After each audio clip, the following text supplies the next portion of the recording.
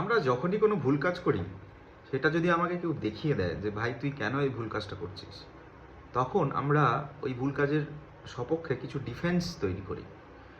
এরকম একটা ভুল কাজ হচ্ছে সিগারেট স্মোক করা। তো এখানে অনেক ধরনের ডিফেন্স দেখতে পাওয়া যায়।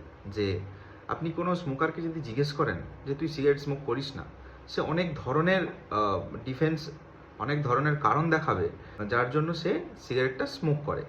তো আমি সেই কয়েকটা কারণ বলছি। তুই কি জানিস আমার কত কষ্ট? আমি কি কষ্টের দায়ে জর্জরিত? তুই কি জানিস আমি কষ্ট ভুলতেই এই সিগারেটটা স্মোক করি? নইলে কি শখ আমার এই সিগারেট স্মোক করা। সিগারেট আমাকে জ্বালাচ্ছে, আমার হৃদয়টাকে জ্বালিয়ে শেষ করে দিচ্ছে।